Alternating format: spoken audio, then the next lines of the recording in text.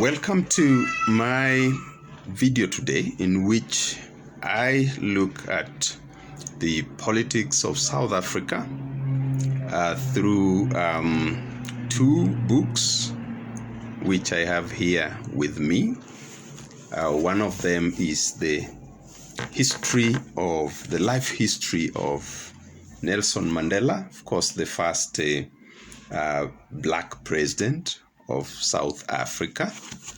This is the Long Walk to Freedom, probably his most comprehensive life history. I also have here with me Alec Russell's After Mandela, The Battle for the Soul of South Africa. You may ask yourself, why these two books? Why these two books? One of them, the story of Nelson Mandela, looks back to the history, from the founding of ANC, which is said to be Africa's oldest political movement, and takes us all the way through the turbulent history of South Africa as a whole, but also the history of the ANC through all the years. And I will take this opportunity to just point out some of the main, historical events that are highlighted in Nelson Mandela's story. Now, Alec Russell's book is interesting if you juxtapose it against Nelson Mandela's life history, because Alec Russell looks at probably the most important issue in South African politics after Mandela. That means after the Mandela presidency, because remember, Mandela only served for a term and decided to retire. And when he retired, of course, then we had, from the time Mandela retired and Mbeki becomes the president, then, we start having a lot of turbulence within the ANC. And Zuma becomes the president. Again, the turbulence does not reduce, it increases, and so on and so forth. And so the history of South Africa after the time of Mandela's presidency until now has been characterized by the decline of the ANC.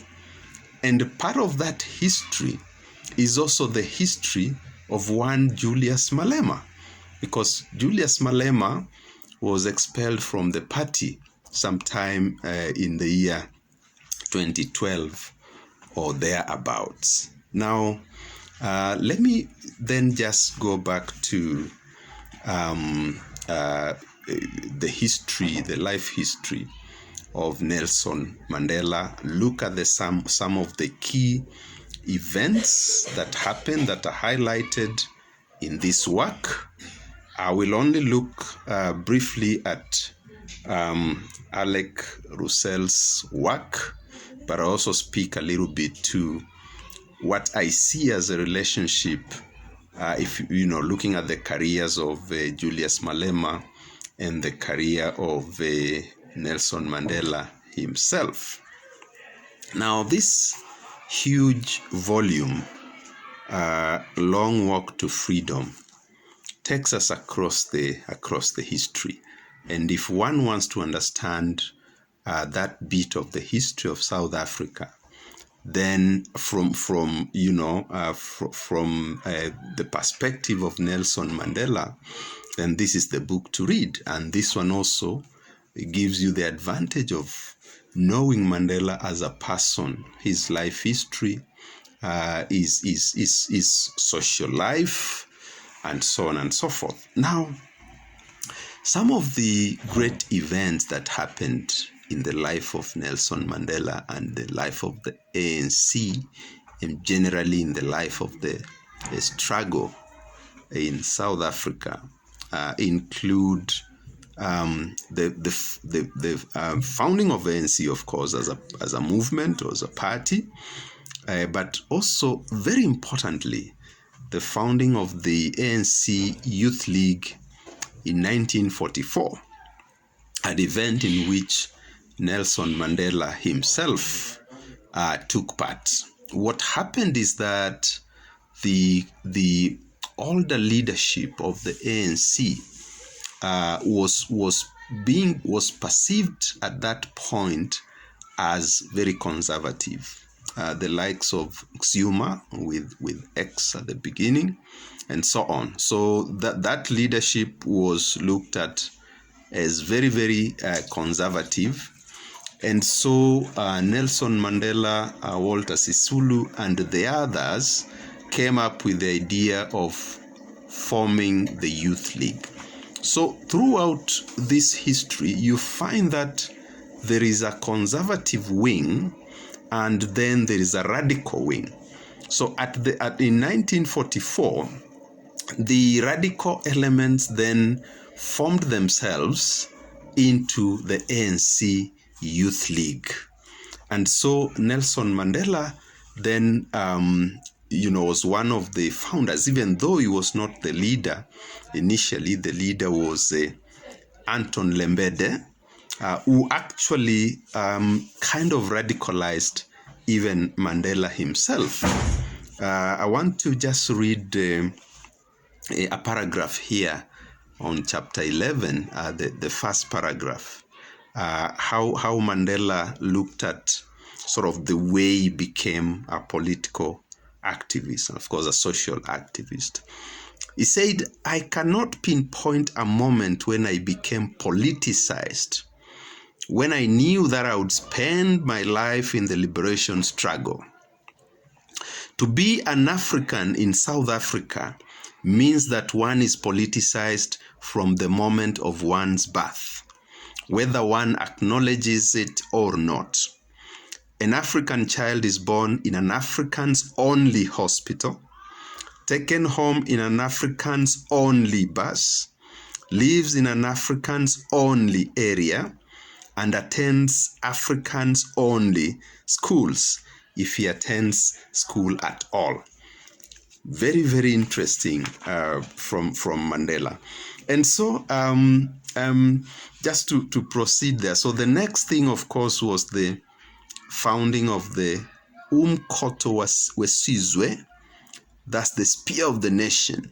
Now, again, Mandela was at the forefront of the founding of the Spear of the Nation. And so, that radical streak in Mandela, in Mandela, yes, cuts across his story. Now, you see, it's very interesting then if one juxtaposes Mandela's history and the history of Julius Malema. You would say that by the time Julius Malema was being chased out of ANC, the party had become very conservative.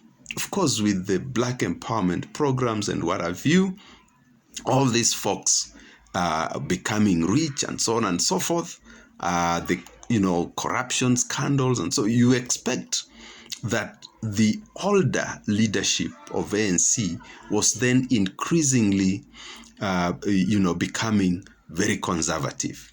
Even though there were also allegations of corruption against Julius Malema himself, but I guess then the trial did manage to clear his name. I'm not sure whether he was tried or not. But then, so you can see that the Economic Freedom Fighters Party, with Julius Malema heads, basically maintained that radical streak of ANC, which has always been somewhat peripheralized. And so you can see that Mandela's radicalism is actually somewhat continued by Julius Malema.